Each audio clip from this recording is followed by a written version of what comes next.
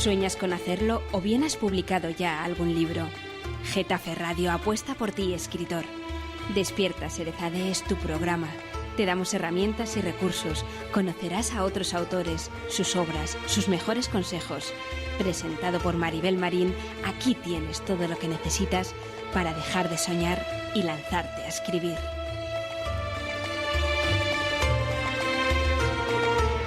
Despierta, Serezade. Deja de soñar.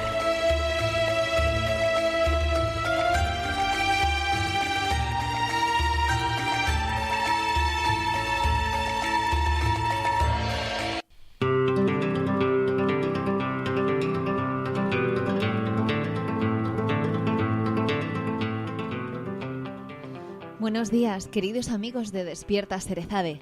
Bienvenidos un viernes más a vuestro programa literario. Hoy cerramos este capítulo de Novela Negra con dos invitados de excepción. José María Espinar Mesa Moles, ganador este año del certamen literario de Novela Negra Ciudad de Getafe, y Michael Goldstein, escritor, blogger y amigo de nuestro programa. Descubriremos quién se esconde detrás de la tinta y nos desvelarán su visión del género negro. Antes, comenzaremos con nuestras secciones fijas, el Efemérides de Marian Navarro, nuestro taller literario con José Pimat y, en novedades, entrevistaremos a Luis Rosso, escritor muy laureado por autores de la talla de Lorenzo Silva, quien recientemente ha publicado un libro, Aguacero. Aquí os tenemos, aquí empezamos. Despertar a Serezade, ese es nuestro objetivo. Arrancamos.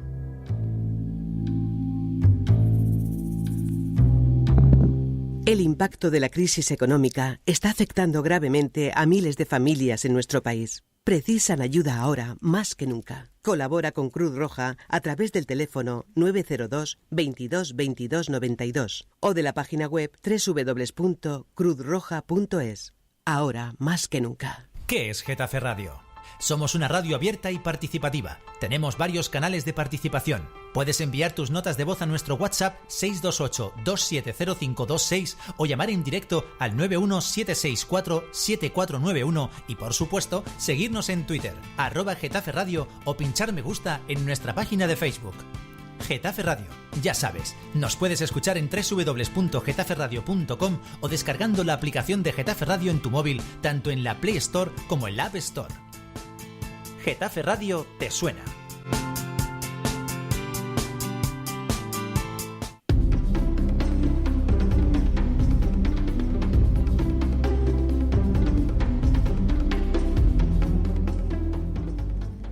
Os suena esta melodía, ¿verdad? Sí, aquí tenéis nuestro Efemérides, que no sería el mismo si no estuviera capitaneado por Marian Navarro, a quien ya conocéis. Profesora, alumna, filóloga, amante de la literatura. No me cansaré de recomendaros su blog, Educación Nuestro Empeño, donde podréis ampliar las pinceladas que aquí mostramos. Buenos días, Marian. Pregunta obligada, ¿qué ocurrió tal día como hoy? Buenos días, Maribel. Pues a eso venimos, claro. Fíjate, en este día del 4 de noviembre de 2007 se puso por primera vez en la historia la momia de Tutankamón. En el Valle de los Reyes, Luxor. Fue un faraón perteneciente a la dinastía 18 de Egipto, que reinó desde 1336 a 1327, unos 9 años, los mismos que él tenía cuando accedió al trono. No fue un faraón notable tampoco, ni conocido en esa época, siendo tan niño, pues normal. Los que en realidad gobernaban eran sus primeros ministros. Howard Carter fue el quien encontró su tumba en el 1922 y su descubrimiento y los tesoros encontrados en ella tuvieron una cobertura mundial en la prensa y renovaron el interés del público por el antiguo Egipto, porque la máscara y su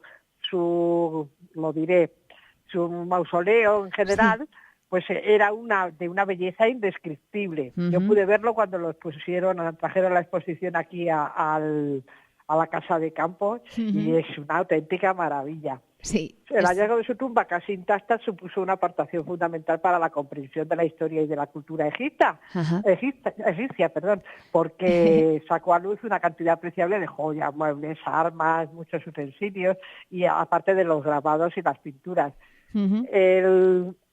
esto ha tenido también mucha influencia en la literatura, que es al fin y al cabo lo que nos interesa. Sí. Y tenemos novelas interesantísimas, como por ejemplo La herida de la esfinge, de Terence Boyce, y la trilogía de Christian Jack, En busca de Tutankamón, El egiptólogo y Sangre en el Nilo. Hay muchas otras.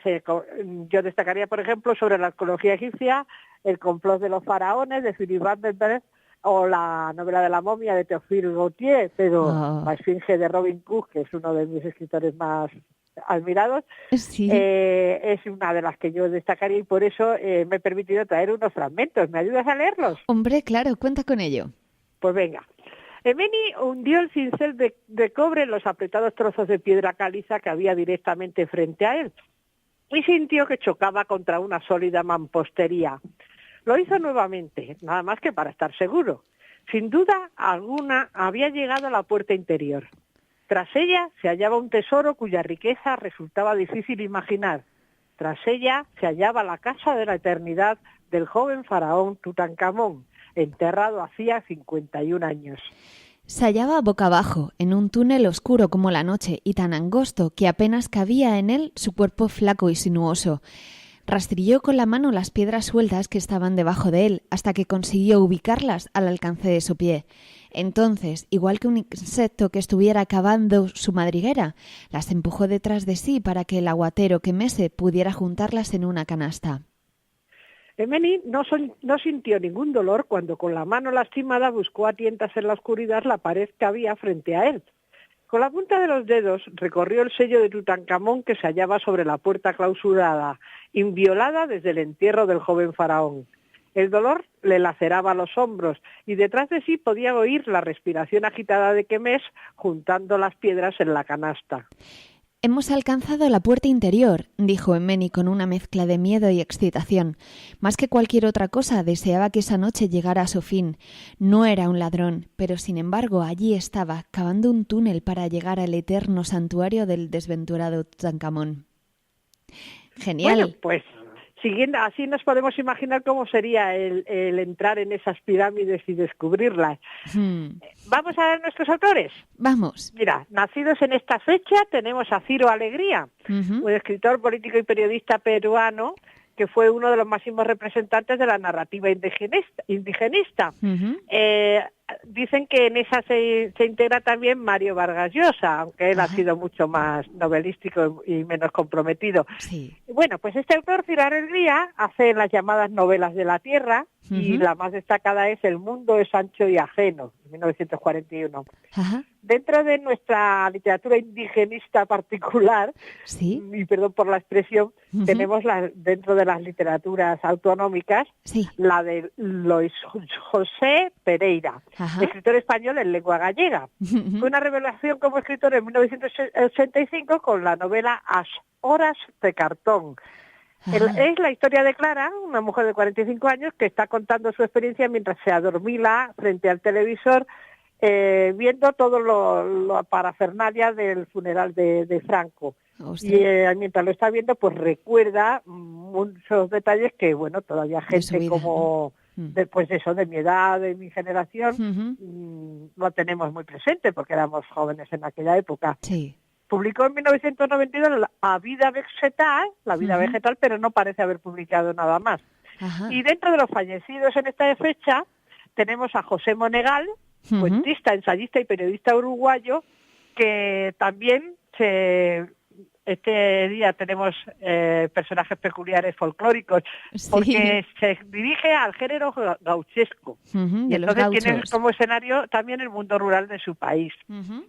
Publicó desde 1950 a 1968 unos 350 cuentos que iba publicando en un periódico, el periódico El Día, y todos son, claro, realistas y ambientados en su tierra, en la frontera de Uruguay con Brasil.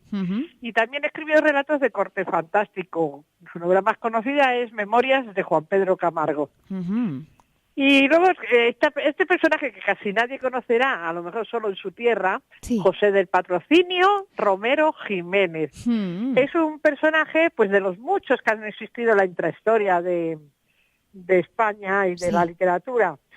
Si recuerdas, Unamuno habla de intrahistoria cuando se refiere a personajes que nunca salen en los libros, Sí. pero son los que de verdad hacen la historia. Sí. Porque sin ellos pues no podrían producirse, pues Ujú. eso, el levantar catedrales, el ganar batallas o el Sí. construir ciudades, ¿no? Sí. Bueno, pues yo considero que es un señor de esto, ejemplo de esto. Ujú. En 1981 termina de escribir Coplas de Torrecampo, que es Ujú. una población jienense, y empieza a interesarse por el flamenco. Bueno, pues a mí, que es una cosa que a mí me ha llamado la atención siempre, Sí. resulta que recopila en su retablo flamenco una serie de coplas flamencas buscando los palos, que son los estilos diferentes de coplas flamencas que hay. Ujú. Desde el alboreá hasta el zorongo encontró 70 palos. Madre mía. Además, este hombre era poeta, o sea, aparte de escritor y investigador, era poeta y era pintor, con lo cual también, o sea, que aunque no queden testimonios gráficos en la red,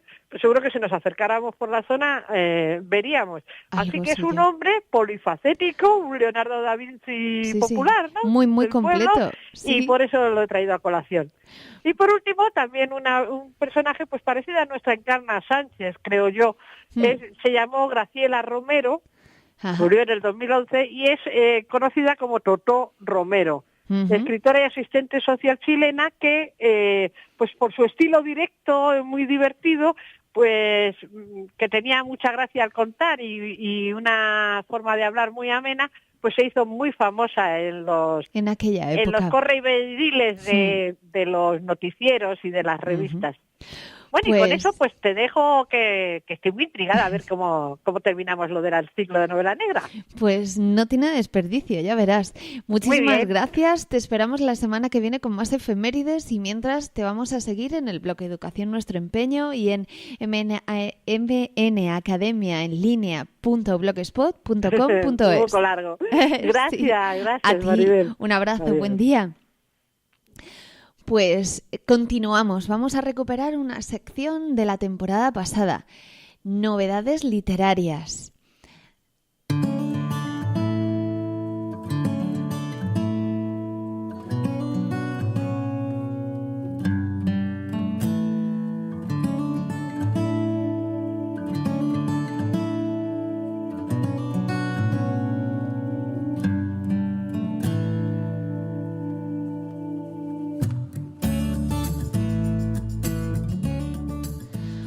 Hoy en Novedades Literarias contamos con una promesa de la novela negra y también histórica. Luis Rosso, autor de Aguacero, obra que recientemente ha sido publicada. De la misma encontramos los siguientes apuntes. El Cultural del País dice de ella que es un western negro sobre la miseria moral del franquismo. Ahí es nada. El Mundo, Ángel Vivas, indica un sutil sentido del humor que recuerda a ratos a Eduardo Mendoza. Hay un largo etcétera de comentarios y entrevistas que podéis encontrar en su blog. El blog es luisrosso.com. Estamos intentando contactar con él, con Luis Rosso. Es un autor y un escritor que la verdad Lorenzo Silva ha dicho muchas cosas interesantes de él. Espero que podáis descubrirle como vamos a hacerlo nosotros. Me indican que ya lo tenemos en línea. Buenos días, Luis. Buenos días. ¿Cómo estás? Pues muy bien. Tenemos muchas ganas de hablar contigo. Estaba indicando que han comentado muchas cosas acerca de tu obra. Best Western, sobre la miseria moral del franquismo, un sutil sentido del humor que recuerda a ratos a Eduardo Mendoza. La pregunta es, ¿cómo definirías tú Aguacero, tu obra? Pues es una pregunta muy complicada de responder porque es una novela negra muy clásica. Uh-huh. En cuanto a la forma. Es una investigación que lleva a cabo un inspector en los años 50, Uh-huh. pero tiene también pues un toque histórico y costumbrista, es decir, que yo he intentado reflejar muy bien la época, el lenguaje de la época. También tiene un toque, digamos, luminoso. Yo digo que es luminoso, que es un poquito pues de humor, es decir, que la parte más macabra o más negra de la historia queda muy velada por estos aspectos más entretenidos. Ajá. Dicen además que tiene bastante humor. También lo podemos encontrar, ¿verdad? Lo Sí, hilas. Sí, el humor es... Yo siempre digo que si la obra más importante de la literatura castellana, que es El Quijote, es una obra de humor, porque El Quijote al final no es otra cosa que una obra de humor, Sí. pues con más motivo puedo yo incluir el humor dentro de una novela negra. No es una novela de humor, siempre lo digo, porque no es Eduardo Mendoza, que tiene unas novelas negras que son novelas de humor, aunque parezcan negras, son novelas de humor. En este caso no, es una novela negra con un toque histórico, costumbrista, pero tiene pues unas pinceladas de humor. Ya digo que yo creo que el humor es parte un poco de nuestra forma de ser. Entonces yo no podía eliminar esa parte de nuestra forma de ser en una novela. También es una forma de meterlo. Muchas veces necesitamos un poquito de esa ironía porque al fin y al cabo estamos contando una historia pues que es un poco dura, o sea que se necesita. Pues estos apuntes nos los dice además un profesor de lengua y de literatura, o sea que apuntárelo bien cuando nos señala lo del Quijote. Ha sido tu primera novela publicada, ¿verdad? Sí, es la primera novela y supongo que no será la última, visto el recibimiento que ha tenido. Ya digo, ha sido, todo me ha venido como muy rápido porque el proceso desde que acabé la escritura hace un par de años y mandé la novela, la aceptaron y se ha publicado, ha sido todo como muy muy rápido y ahora me ha cogido un poco todavía, estoy digamos digiriendo no el éxito, porque no sé si llamarlo éxito, porque en las letras eso del éxito queda un poco grande, sí. Pero sí, estoy todavía digiriendo un poco la situación. Bueno, pero estás llegando a mucha gente. En tu blog hemos descubierto un montón de entradas, un montón de comentarios, un montón de entrevistas que te han hecho y eso no surge al azar, eso es porque tienes que tener algo y tiene que ser bueno, o sea que eres una apuesta segura.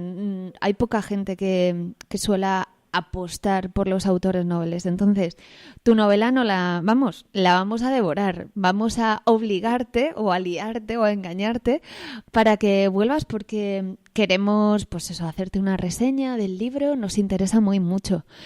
Una de las últimas preguntas que te voy a hacer, porque quiero agradecerte mucho, estás ahora mismo entre clases, entonces no te puedo quitar mucho tiempo. Estoy en mitad ahora estoy en el descanso, por eso puedo atenderos. Pues algo que te agradezco. Al hilo de la entrevista que vamos a hacer a otros dos compañeros tuyos de Novela Negra, te traslado la última pregunta, una pregunta obligada, como escritor y como lector. ¿Por qué novela negra? ¿Qué es para ti la novela negra? Pues esa es otra pregunta también complicada. Muy complicada.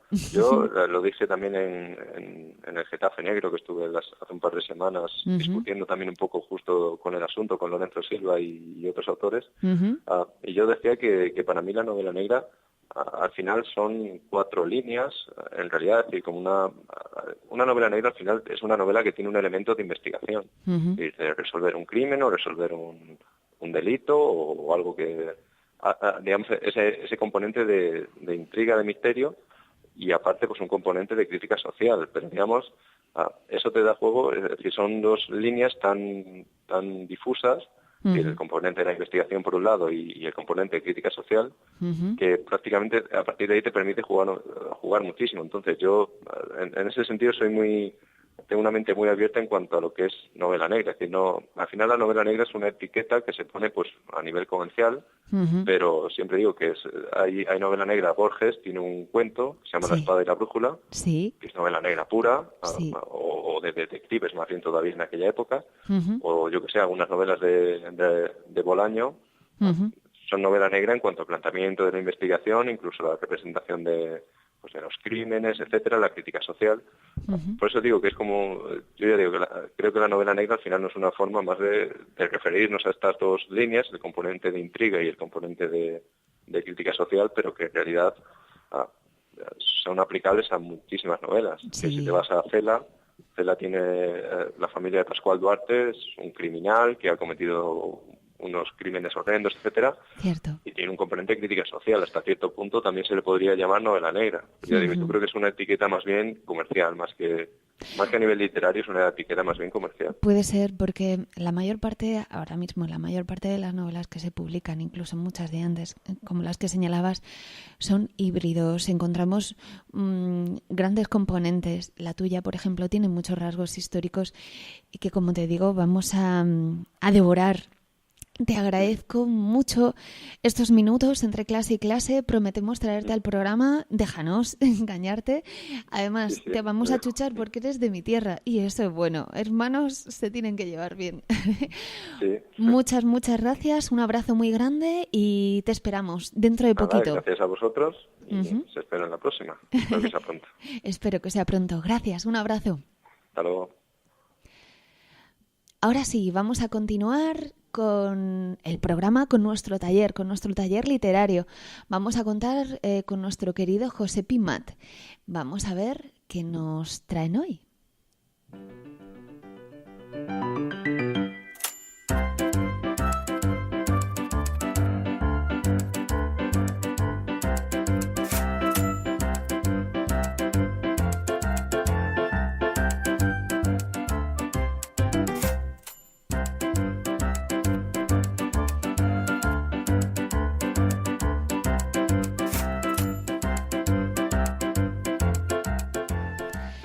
Esta máquina de escribir trae consigo nuestro taller literario de José Pimat, profesor de estructura narrativa, soñador y aprendiz.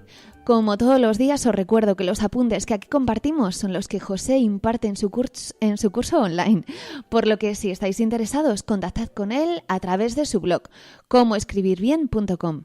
Clases personalizadas, ejercicios prácticos, orientación, corrección.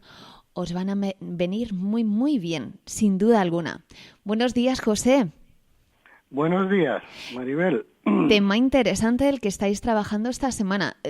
Yo creo que me repito, pero es que todas las semanas tenéis temas muy interesantes para nosotros. Esta semana trabajáis el conflicto. Una profesora, Cristina Andrade, una profesora de narrativa, dice que la primera motivación suele ser el deseo, que suele ser el eje del conflicto. ¿Qué te parece? Sí, claro. Es decir, hay unos personajes que tienen unos deseos y unos antagonistas que hacen que ese deseo no pueda cumplirse y les plantean dificultades o problemas. Y ahí tenemos ya el conflicto armado. Pues nos estamos metiendo de lleno. Empezamos, si quieres, con el conflicto en narrativa. Bien, el conflicto, como digo, pues gira alrededor de la superación de unas dificultades, de unos acontecimientos que les suceden a unos personajes y que deben superar. Son como las famosas pruebas, aquellas de las obras de la Edad Media, en que un héroe tenía que ir superando situaciones para llegar a tener éxito. Entonces, toda narración, sobre todo extensa, pues tiene ese eje narrativo que es el conflicto en el que entran los personajes, ¿verdad? ¿Y cómo lo vamos afrontando? Después, claro, también depende de la extensión de la narración. Claro. No es lo mismo, perdón, no te preocupes. Por la voz. Sí, esto es pachuchillo. No es lo mismo un relato corto que un cuento, que una novela. Por ejemplo, en un relato corto prácticamente el conflicto no se dibuja ni los personajes siquiera. Es como, no sé, un hombre, por poner un ejemplo, un hombre sale, le acaban de despedir y va camino de casa y va pensando en por qué lo han despedido y esa es la fotografía del relato, ¿verdad? No hay un conflicto muy bien delimitado, el hombre habla o tiene unos pensamientos mientras va caminando. No hay una trama, digamos, es un relato, es una instantánea, un flash, el dibujo de una situación, claro, no un es algo, simple esbozo. No es algo que se vaya desarrollando, como por ejemplo si se puede hacer en una novela o incluso en un cuento más extenso. Iba a hablar ya del cuento, porque el cuento ya tiene una longitud más extensa, que puede ser pues 20 páginas, 50 páginas o 60 páginas, en que ya se puede desarrollar algo un poco el esbozo de algunos personajes. Pero el cuento, frente a la novela, se centra casi exclusivamente en el conflicto. Es decir, de lo que se trata es de desarrollar un conflicto, el que sea, y y los personajes quedan un poco desdibujados porque no hay extensión para desarrollarlos, ¿verdad? Y por último, en la novela pues ya tenemos un conflicto claramente delimitado, o varios, porque a veces hay tramas secundarias, y unos personajes muy bien dibujados, muy desarrollados, etcétera, etcétera, ¿verdad? Esto sería un poco el dibujo así en resumen del conflicto en las diferentes narraciones según su extensión. Muy bien perfilado, porque la verdad es que, claro, ves, por ejemplo, tal y como nos lo ibas indicando, ¿no? En el relato es como una especie de presentación, en el cuento un poquito más de desarrollo, y en la novela ya es como el fin de fiesta, o sea, participan todos. Exacto, no lo has podido decir mejor. Participan todos. Pues me queda entonces la pregunta más básica para nosotros. ¿Cuáles son los errores más comunes que solemos cometer?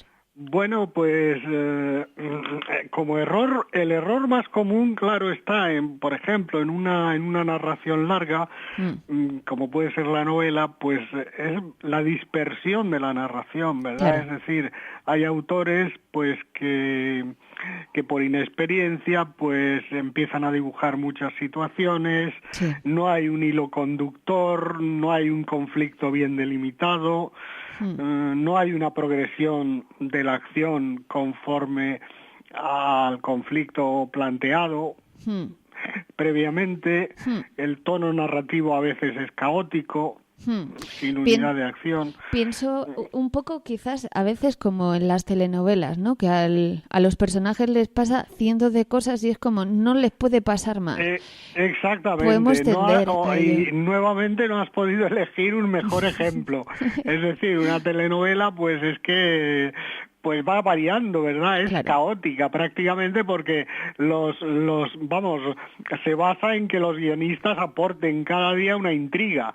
O cada vez que emiten la telenovela, pues que aporten una intriga, pero no hay una unidad de acción, no hay un conflicto bien delimitado, los personajes van variando muchísimo, se presentan demasiadas situaciones, etcétera, etcétera, ¿no? Y eso es lo contrario de una narración armónica, como puede ser una novela, en que tiene que haber un hilo conductor, que es el conflicto, unos personajes bien dibujados, bien delimitados, bien desarrollados, y que, bueno, vayan superando unas ciertas dificultades que son las del conflicto, ¿no? Hay que pensar que en la novela, pues, hay una presentación, en la novela clásica, y que todavía funciona, hay una presentación, un desarrollo y un desenlace. Entonces, después de la presentación, normalmente hay un incidente que empieza a desarrollar la acción. Ese incidente ya tiene algo que ver con el conflicto que se planteará después. Después hay una especie de subida en el que se van planteando situaciones diferentes que los personajes tienen que ir superando, una acción que va subiendo de intensidad hasta llegar a un clímax, ¿verdad? Al clímax, que es la tensión máxima, que suele darse alrededor del 75% de la novela, por ejemplo, a los 3/4 partes, ¿verdad? Ahí ya se llega a ese clímax narrativo, a esa tensión máxima, y después viene el desenlace en que la acción ya decrece de intensidad y el autor le da una solución a ese conflicto, ¿no? En un sentido o en otro. La verdad es que me tiraría horas escuchándote porque lo apuntas muy bien y pones ejemplos muy, muy claros, José. Yo creo que poco más nos queda para acabar de perfilar este tema. Benditos tus alumnos, que espero que lo aprovechen bien, porque los apuntes que nos dan a nosotros son geniales. Lo aprovechan muy bien, no te quepa duda. Pues muchísimas gracias, entendido y apuntado. Un placer tenerte con nosotros. ¿Qué vais a ver la semana que viene? La semana que viene vamos a hablar de comienzos y finales, es decir, cómo se comienza un relato, una narración, y cómo se termina y cómo finaliza, ¿no? Hablar de esos dos puntos calientes, que es comenzar para captar al lector y terminar dándole también un desenlace, un final adecuado y que agrade al lector. que es importante. Tanto el comienzo como el final son dos partes importantes de toda narración. Fíjate, y anda que no hay variantes. Pues nada, a ver si pasan rapidito los días y volvemos a tenerte aquí prácticamente mañana. Muy bien, muchas gracias, Maribel. A ti, hasta la semana que viene. Recordamos a nuestros oyentes dónde pueden encontrarte, comoescribirbien.com. Un abrazo enorme, José. Y llegamos a la segunda parte de nuestro programa.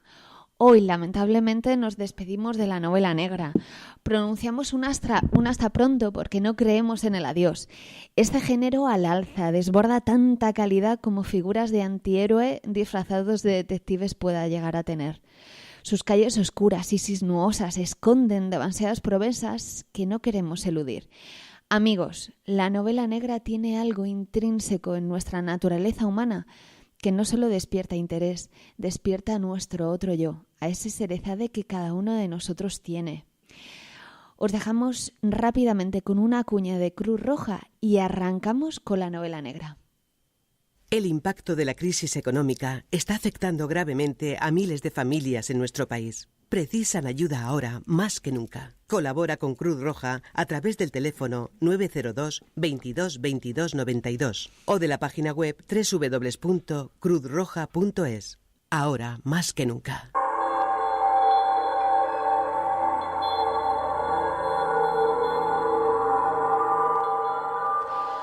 Al hilo de Getafe Negro, inauguramos este ciclo de novela negra con dos grandes invitados, Lorenzo Silva y Ana María Trillo, con quienes definimos las características de este género. Presentamos dos importantes autores y sus obras, Ricardo Alia y Javier Jimeno. Continuamos con un ranking de imprescindibles con nuestros queridos amigos de la revista Tartarus. Y hoy ponemos el broche final con otros dos escritores singulares, José María Espinar Mesa Moles, ganador de este año del Certamen Internacional de Novela Negra Ciudad de Getafe por su obra El peso del alma, y Michael Goldstein, escritor, bloguero y polifacético autor a quien conocimos la temporada pasada con su obra Espejos trucados, libro que ya sometimos a nuestra rigurosa lupa y ya os recomendamos. Comenzamos con el primero de ellos, José María Espinar Mesa Moles. Al ser imposible que físicamente estuviera hoy con nosotros, hemos mantenido con él una interesantísima conversación sobre el premio que ha recibido, sobre su obra y también sobre su concepto de novela negra. Aquí lo tenéis, escuchadlo y por favor, disfrutarlo mucho.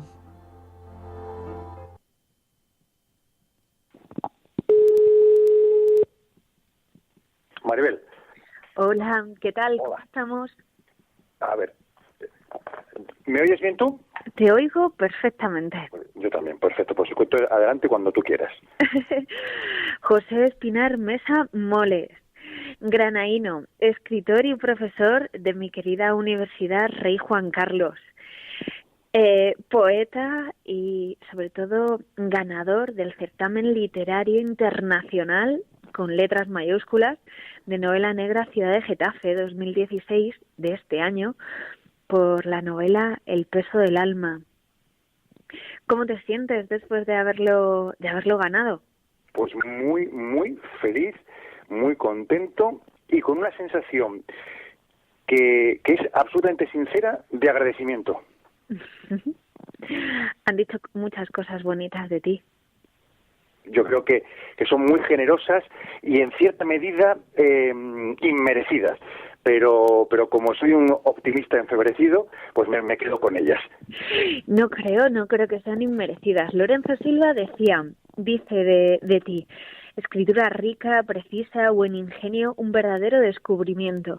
Y Marcelo Luján, que es un escritor argentino bastante conocido, que por cierto este año también ha ganado el premio de Dashiell Hammett. Sí.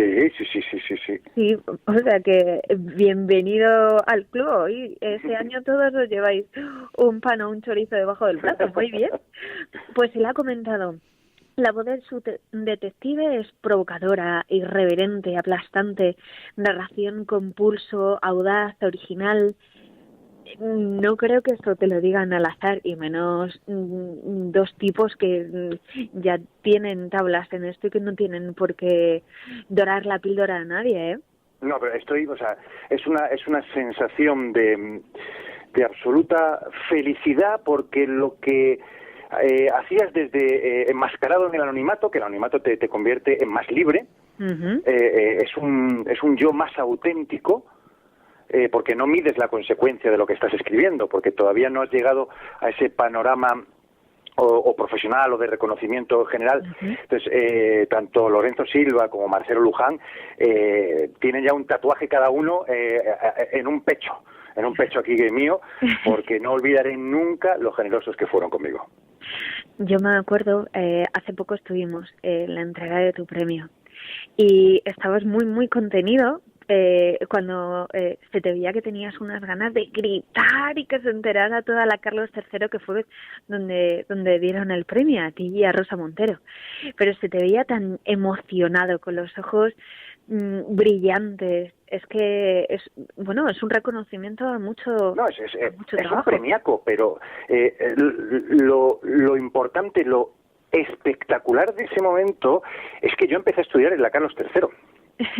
Sí. Entonces me vi como 25 años después, que yo iba paseando antes de llegar al club de profesores y pensaba, ¿no?, cruzándome con ese oleaje de alumnos que iban y venían, y dice, joder, ¿y si me encuentro conmigo mismo en el pasado? ¿Qué habría pensado el José María Espinar, de 18 años, de un tío con traje, ya envejecido, castigado por la vida y por los excesos, que viene con una sonrisa que nadie le puede arrebatar porque ha ganado, ha conseguido un sueño? Entonces, por eso estaba tan contento, por el lugar, el lugar era como sacramental para mí. Qué bueno, y sobre todo, si hubiera tenido la posibilidad de decirle al señor Peces Barba, aquí estoy. Yo con Gregorio Peces Barba tuve una relación personal, que es uno de estos regalos que me ha dado la vida. Y es que yo le desesperaba, porque yo era un artista y él intentaba encauzarme en la investigación científica, en el método académico, y yo siempre le salía por peteneras, y aquello con su puro siempre, ¿no? Él me pasaba libros y tal, pero me hubiese encantado, porque sé que me habría dado un abrazo espectacular. Seguro que por un agujerito lo estaba viendo, seguro. Sí, ya forma parte de mi ADN, de los recuerdos imborrables, ¿no? El haber tenido el lujo de aprender tanto de Gregorio Peces Barba. Qué bueno.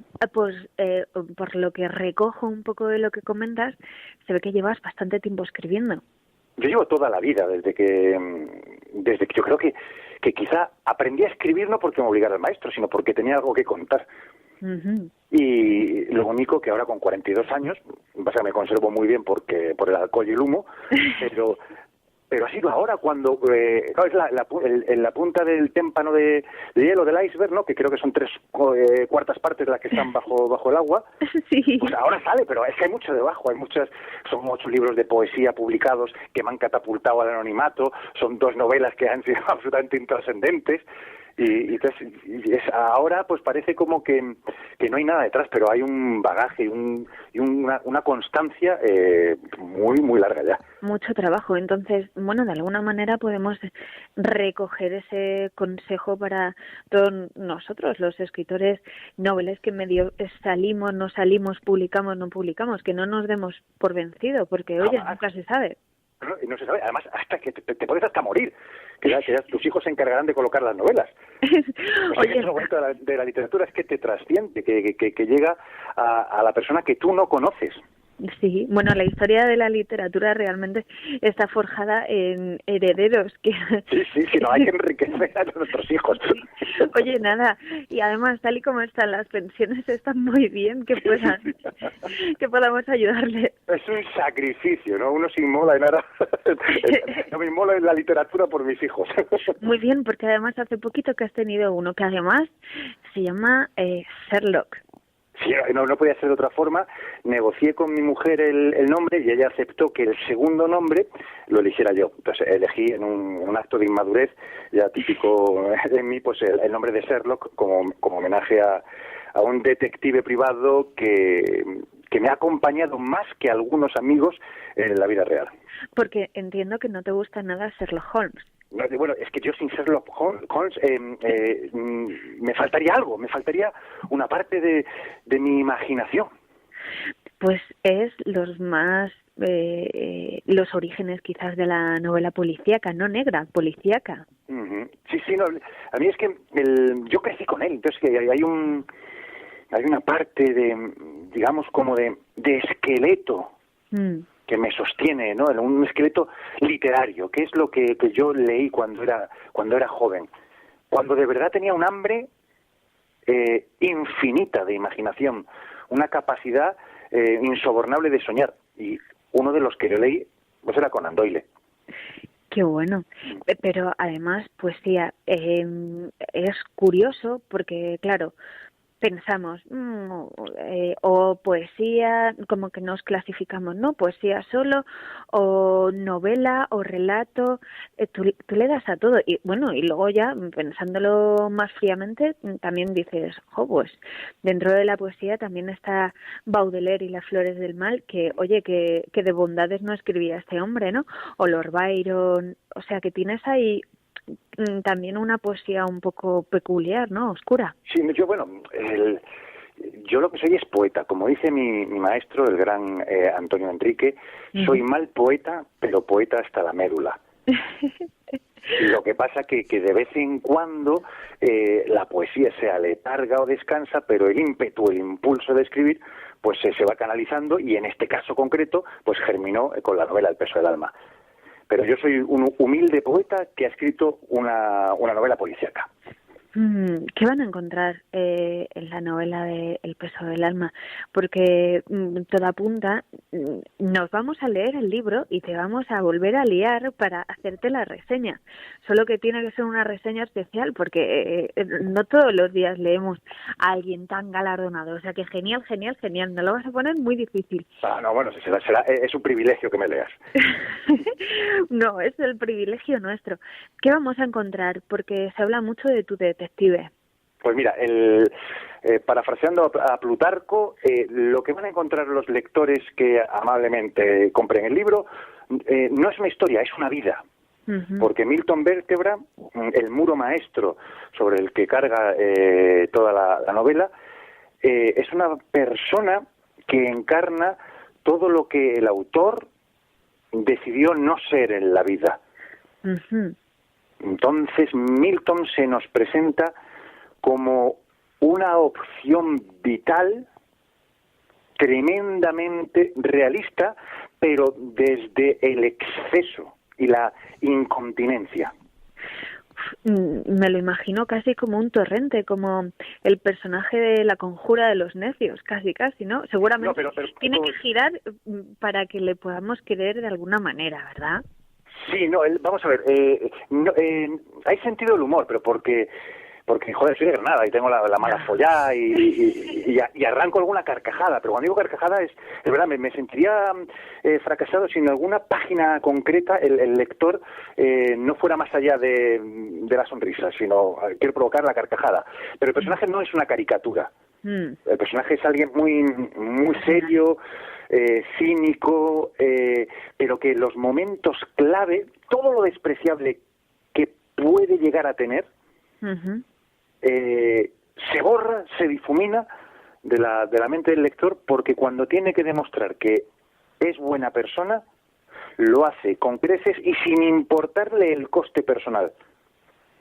O sea que es completamente humano, es completamente real. Sí, claro, está invariancia que el ser humano es el único que se permite el ser incoherente, ¿no? Que la incoherencia es la característica más humana, no recuerdo bien en sí, pero Milton Vértebra, dentro de sus errores empecinados, de su huida, de su alcoholismo, de su obsesión por el sexo, pero como una manera incluso frágil y patética de reafirmarse porque es un feliz, porque es una social, pero luego tiene una capacidad de empatía con el que lo necesita espectacular.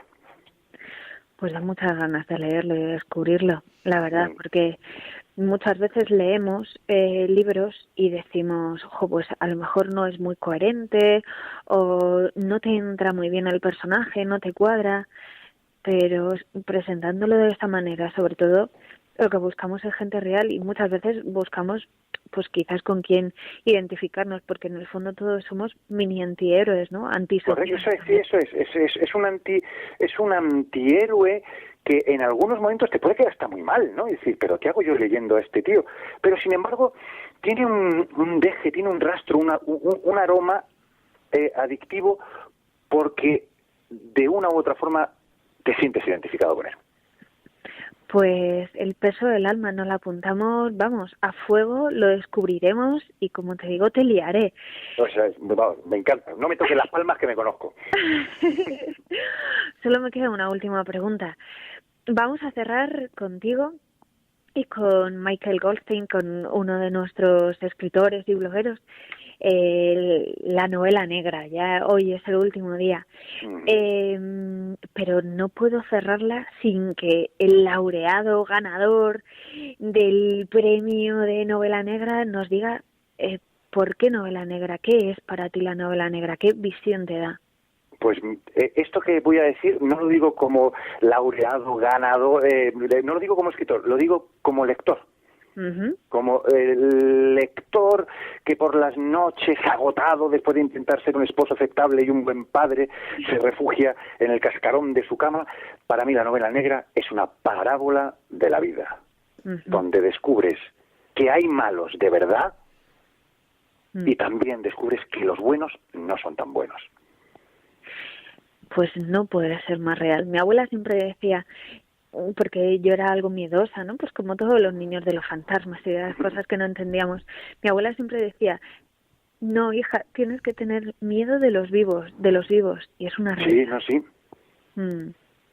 Pues nos quedamos con tus palabras, eres encantador, eres muy, muy majo, como te digo, te liaremos, te daremos palmas para que vengas. Todo fantástico. Y nada, te damos la enhorabuena, que lo disfrutes. Muchísimas gracias, porque de verdad que lo estoy disfrutando como un niño. Y cuando eres feliz, la felicidad se contagia. Seguramente. Bueno, seguramente no, lo estás haciendo. No, el ego se empequeñece porque no lo necesitas y sale en nosotros. Y toda persona que pasa al lado tuya es un nosotros. Pues nosotros te damos la enhorabuena, damos las gracias a tu mujer, porque fue gracias a ella. Si no es por ella, no me presento. En el fracaso, la frustración se está muy a gustito. Sí, pues no, tenemos que salir de esa frustración. Hay que ser valientes, sí. Pues nos quedamos con tus palabras. Muchísimas gracias y un abrazo muy grande. Ha sido muy bonito esta entrevista. Muchísimas gracias. A ti un abrazo. Chao, hasta luego. Hasta pronto. Aquí le tenéis, le habéis escuchado al señor Espinar Mesa Moles. Como veis, es auténtico como pocos, es cercano, es humilde, es gracioso. Me uno a las palabras de Lorenzo Silva cuando le definía como un descubrimiento. Apuntas su nombre, José María Espinar Mesa Moles, El peso del alma. Le traeremos, prometido. No podemos cerrar este ciclo sin tener presente, o mejor dicho, al otro lado del teléfono, porque nos separan muchos kilómetros. Alguien muy especial para nosotros, a Michael Goldstein. Él sabe mucho de gente mala y él sabe mucho de dolor y él ve mucho esa mirada crítica, lo tiene muy claro. Conocimos a este autor en su obra Espejos trucados, que la temporada pasada reseñamos. Es un autor tocado por esa negra enfermedad, quizás debido al trabajo que tenía. Es un bloguero irreverente, es un provocador nato. Sincero donde los haya, ¿verdad, Michael? ¿Serás tú quien cierre? Hola, ¿serás tú quien cierre con nosotros el capítulo de Getafe Negro? Por favor, respondiendo a esta pregunta. ¿Por qué escribir novela negra? ¿Qué es para ti la novela negra? Bueno, yo, después de lo que he escuchado, ya no, de José María Espinar, ya no sé qué definición podría dar, pero aparte de paradoja, daría también parábola, ¿no? Los malos son malos porque quieren el bien, y los buenos son malos porque quieren también su bien. Entonces, para mí la novela negra es eso. Nada es del todo verdad y nada es del todo mentira. Y además creo que, bueno, siempre hay una esperanza, ¿no? Existimos gracias a los buenos. Hace mucho tiempo me decías, o no tanto tiempo, me decías que era una mirada sobre los invisibles. Sí, una mirada sobre los invisibles, sobre los que no cuentan en ninguna parte, una mirada sobre los que nadie habla, ni en el telediario, ni en ningún lugar, una mirada de aquellos que no tienen voz, ¿no? Entonces, esos son los verdaderos héroes, lo que sustentan el mundo, ¿no? Los invisibles. Los que salen en la tele cada día y les dan premios por su trabajo. Eso es bueno. No, para mí no tiene ningún mérito. Entonces, me quedo siempre con los invisibles, con los humildes de la tierra. Y tú además te defines como un escritor en la sombra. Soy un escritor en la sombra porque soy un escritor marginado. Es que yo no quiero ser pesimista, después de lo que he escuchado. Pues entonces no vas a ser... Me ha parecido muy bueno y muy bonito y una alegría constructiva. Entonces, bueno, soy un escritor en la sombra porque no me queda otro remedio. No es que sea un lamento, es así. De todas formas, como decía José María Espinar, se llama así, ¿no? Sí, así es. Un libro suyo que me lo voy a buscar. Se está muy bien a veces en la frustración y tal. Y quizás también había que reivindicar más la alegría. En ese aspecto, la novela negra habla mucho de la lucha de los humildes y de los desolados, que siempre luchan por un mundo mejor, por transitar en la tierra de una manera mucho más digna. Me encanta que lo digas porque casi siempre tiene connotaciones negativas la novela negra, pero realmente lo que saca es algo positivo. Algo positivo es que la gente sigue luchando y sigue creyendo que se puede. Sí, es así. A ver, en el fondo todo lo negativo tiende a ser positivo y entonces todo lo oscuro tiende a buscar la luz. Es como lo que tú decías de tu abuela, ¿no? El problema está en lo mismo. O sea, a mí también cuando yo era pequeño me daba mucho miedo a la oscuridad, pero es que cuando encendía la luz había cosas que no me gustaban. Sí. La oscuridad siempre se presta a una imaginación donde la luz puede ser mejor.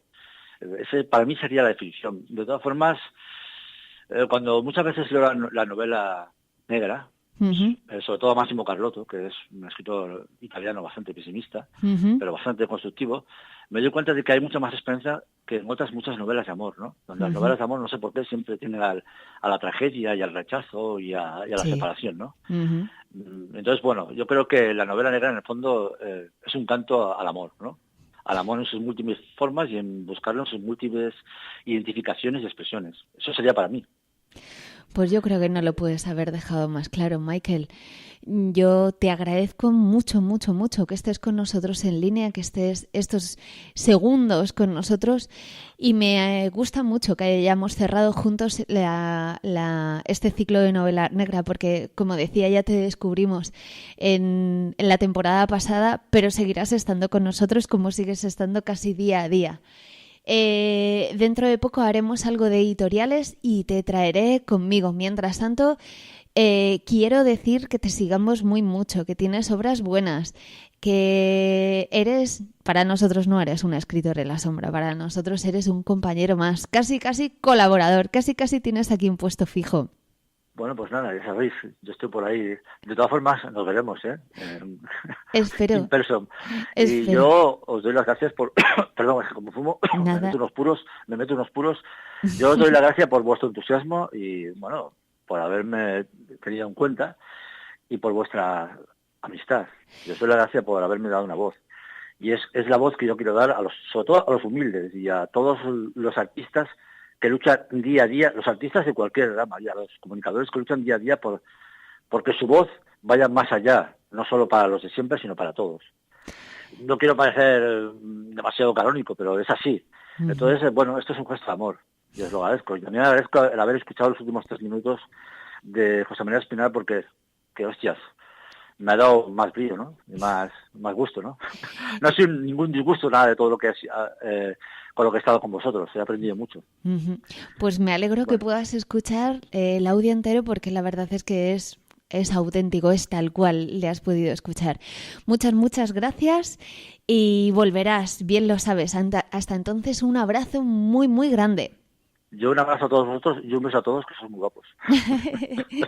Da igual, altos, rubios, feos, nos vamos a querer igual. Igualmente, sí, mientras haya amor, cariño y buen gusto, así de claro. Bueno, que tengas un buen fin de semana, gracias. Igualmente, cuidaos. Hasta luego, chao. Chao.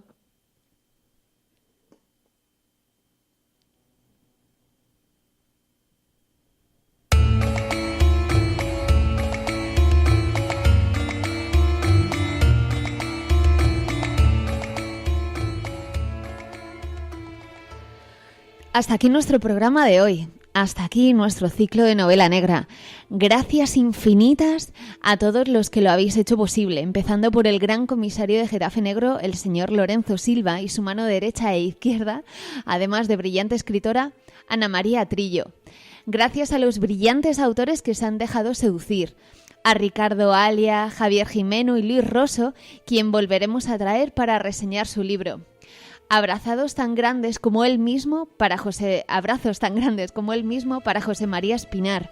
Aquí tienes una promesa, volverás.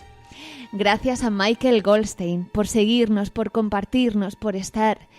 Gracias Tartarus, Sara, Verónica y Alex, soñadores y motivadores natos. Es una gozada contar con vosotros, trabajar codo a codo.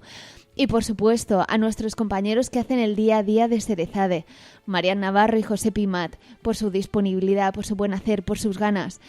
Tenemos muchos compañeros y amigos que nos siguen, que nos comparten, que nos animan. Gracias. Mi Carlos, Pedro, Belén, Sara, Mari, Ángeles, muchos. A mi querido Gaby, que está al otro lado del micro y son las manos. A Ruth, a todos, muchos. Espero y deseo que os vayáis sumando más, os esperamos. La semana que viene cambiamos de tercio y nos adentraremos en tierras históricas. Tanto es así que viajaremos a Granada con nuestros compañeros de Jornadas Históricas de Granada. Sara Esturillo, Carolina Molina, Blas Malo. Estad atentos a nuestro Facebook. Mientras tanto, dejadme que me despida como corresponde. Mañana se conmemora el nacimiento de Luis Cernuda, un 5 de noviembre de 1963. No puedo dejar pasar la oportunidad de leeros uno de esos poemas que te alzan el vilo, que te hacen vibrar, que te emocionan por la verdad y el dolor que esconden sus versos. Si el hombre pudiera decir lo que ama, si el hombre pudiera levantar su amor por el cielo como una nube en la luz, si como muros que se derrumban para saludar la verdad erguida en medio, se pudiera derrumbar su cuerpo, dejando solo la verdad de su amor, la verdad de sí mismo, que no se llama gloria, fortuna o ambición, sino amor o deseo, yo sería aquel que imaginaba, aquel que con su lengua, sus ojos y sus manos proclama ante los hombres la verdad ignorada, la verdad de su amor verdadero. Libertad no conozco, sino la libertad de estar preso en alguien cuyo nombre no puedo oír sin escalofrío. Alguien por quien me olvido de esta existencia mezquina, por quien el día y la noche son para mí lo que quiera, y mi cuerpo y espíritu flotan en su cuerpo y espíritu como leños perdidos que el mar anega o levanta, libremente, con la libertad del amor, la única libertad que me exalta, la única libertad porque muero. Tú justificas mi existencia, Carlos. Si no te conozco, no he vivido. Si muero sin conocerte, no muero, porque no he vivido.